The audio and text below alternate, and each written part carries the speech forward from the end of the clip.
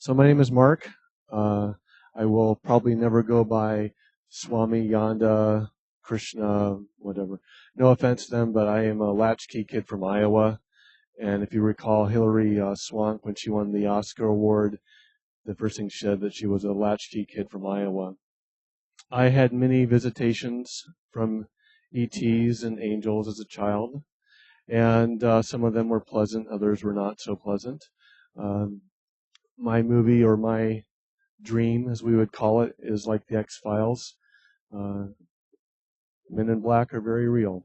My ego likes to say that you're here to see me, but that's not why you're here. You're here to remember that you're one with God. Hopefully we'll do some magic with that with sound tonight. That's the only reason why we're ever here, is to remember who we really are. So when I was 16 years old, I thought I'd impress my friends one night, so I chugged a fifth of vodka, 4 beers, and 2 glasses of wine in about 90 minutes. If you do the math, that's 31 shots in 90 minutes. My body went into cardiac arrest. I was dead. Not kind of dead, not maybe dead. I was DOA. Not for 2 minutes, not for 3 minutes, for 22 minutes. I went into the light. I was greeted by 7 angels. They were 14 feet tall each. They took me into a building, and they showed me my life as a teenager with a hologram. Anytime that I was angry, resentful, or blamed other people. And of course, that's all that we ever do when we're 16. They asked, how does that relate to love? That's it. There's no judgment. You're not going to go to hell. It doesn't exist, only in your mind. And Pope John Paul said that on March 12th of 2000. Of course, that was just before he died. No one got it, though. I don't want to disappoint anyone, but all reality is now. How many of you seen those things, the little cards, they have an image on them? And if you turn a little bit, there's another image. Turn another way, there's usually like 3 or 4 images. That's how reality is. And depending on how light reflects back to you determines your consciousness. Some people see auras. Some people see elves and fairies like I do.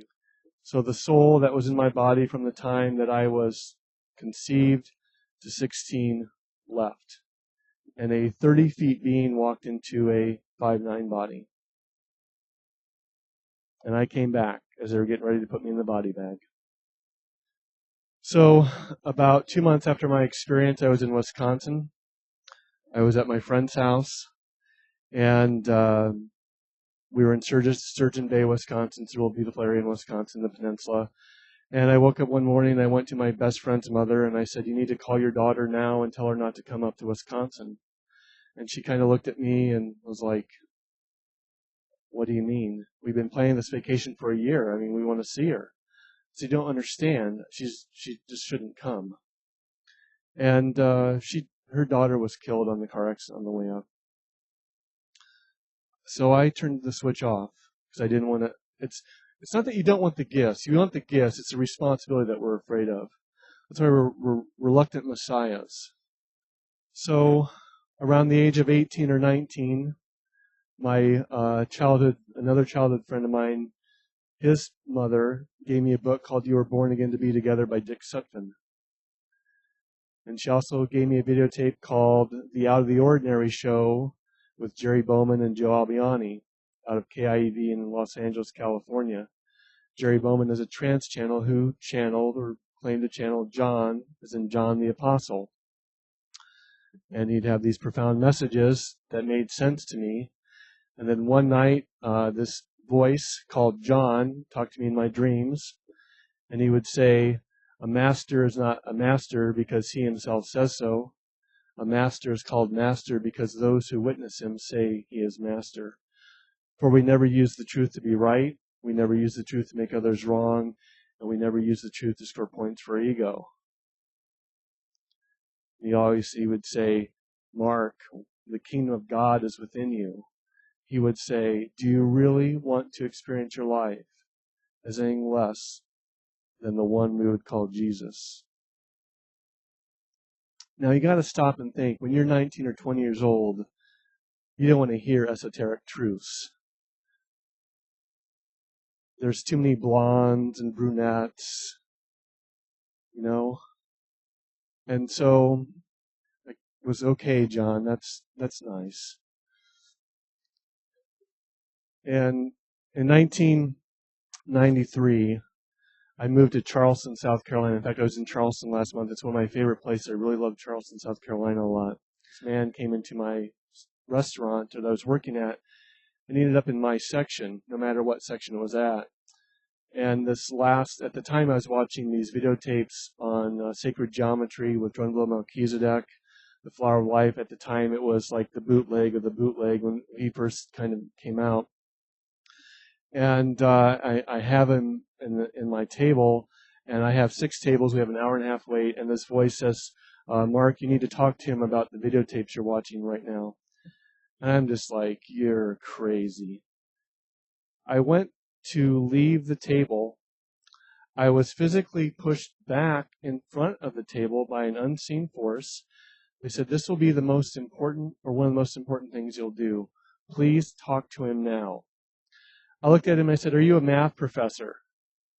And he said, what did you really want to ask me? I said, I'm watching these videotapes on sacred geometry. He was like, Drunvalo Melchizedek, where'd you get those tapes? How'd you get those? I want those tapes. So I met him the next day. I gave him the videotapes and went on his way. 3 months passed. I'm at work one day. I just got to work and this voice says, Mark, we need you to go to your manager right now and ask her if you can go home. I'm just like, I just got here. Just do it. I go home. As I open the door, the phone is ringing. He's calling me from France. He says, how would you like to work with Drunvalo in person for 10 days? And I said, sure. What do I need to do? I mean, what does it cost? He said, everything has been paid for. All that you have to do is show up. Thank you for the videotapes. And I have learned that my life tends to kind of work that way if I'm willing to listen. Michael Beckwith says humility begins with listening. In 1994, I saw Barbara Marciniak in Asheville, North Carolina, and I wanted to know more about sound and geometry. And so I asked her, what is that about? And she said that the ancient Egyptians and the Tibetan monks would use sound to create and manifest. And that sounded pretty intriguing to me. And so the first sound that came out was the who sound. Ooh. It's the sound of the owl. And that sound opens your heart.